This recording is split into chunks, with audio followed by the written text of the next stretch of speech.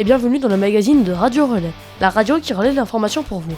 C'est un épisode un peu spécial cette semaine, car nous sommes en plein cœur de la 34e semaine de la presse et des médias à l'école, qui est un moment fort de l'éducation aux médias en milieu scolaire. Nous écoutons tout de suite Madame Hanami, professeure documentaliste au collège de Monteil de Monistrol-sur-Loire. Alors, c'est quoi cette semaine de la presse au juste ? Du 27 mars au 1er avril 2023, c'est la 34e semaine de la presse et des médias dans l'école. Elle est organisée par le Centre pour l'éducation aux médias et à l'information, le CLEMI, qui fête aussi ses 40 ans. L'éducation aux médias et à l'information passe par l'école, la famille, les institutions culturelles et éducatives.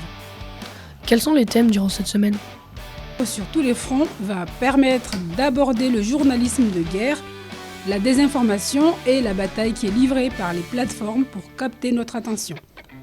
Merci Madame Hanami pour vos témoignages. L'objectif pour les élèves est de comprendre comment se fabrique l'information pour qu'ils soient capables d'exercer leur esprit critique. On est entouré d'informations au quotidien, dans la presse, la radio, la télé et enfin sur les réseaux sociaux. Mais au fait, c'est quoi juste une information, Léo ? Une information, c'est tout d'abord quelque chose de vérifié, quelque chose de nouveau et qui touche un grand nombre de personnes. Sinon, c'est une anecdote ou un potin. Alors, comment les jeunes s'informent aujourd'hui ? Moi, je regarde la télé et j'écoute beaucoup la radio dans la voiture, par exemple. Et Milo, comment tu t'informes, toi ? Moi, je m'informe en regardant la télé, en passant du temps sur les réseaux sociaux, et ça m'arrive d'écouter la radio. Je laisse Léo vous parler de l'enquête du ministère de la Culture et de la médiamétrie sur le sujet. Et oui, cette enquête nous montre que la source d'information préférée des 15 à 34 ans reste les réseaux sociaux à 71%.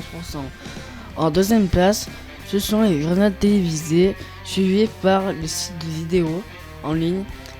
Les deux dernières places de ce top 5 sont les flash infos des radios musicales à 33% et les émissions TV des infotainment.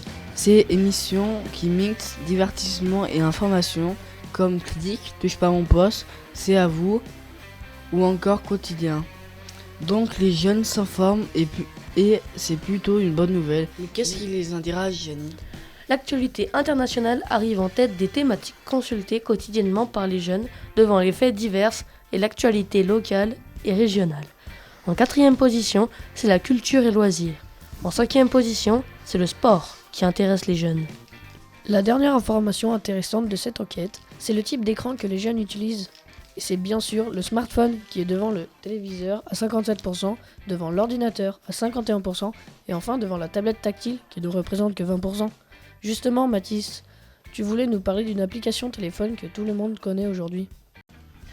Et oui, je vais vous parler de TikTok, cette application mobile de partage de vidéos qui a été lancée en 2016. Mais Léo, je crois que tu connais bien puisque tu as passé presque 6 heures dessus la semaine dernière, non ?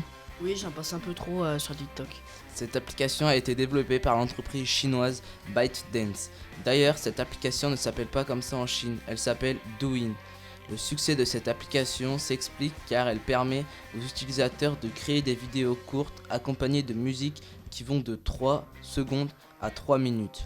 Alors même si l'application a un grand succès, elle dérange. En 2019, TikTok a été condamné aux États-Unis à une grande amende record de 5,7 millions de dollars pour avoir collecté illégalement des données d'enfants de moins de 13 ans.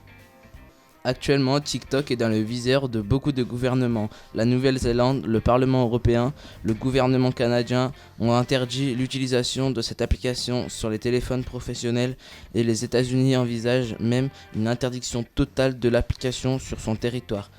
Les parlementaires américains ont peur que cette application soit un outil pour surveiller les Américains et exploiter leurs informations personnelles.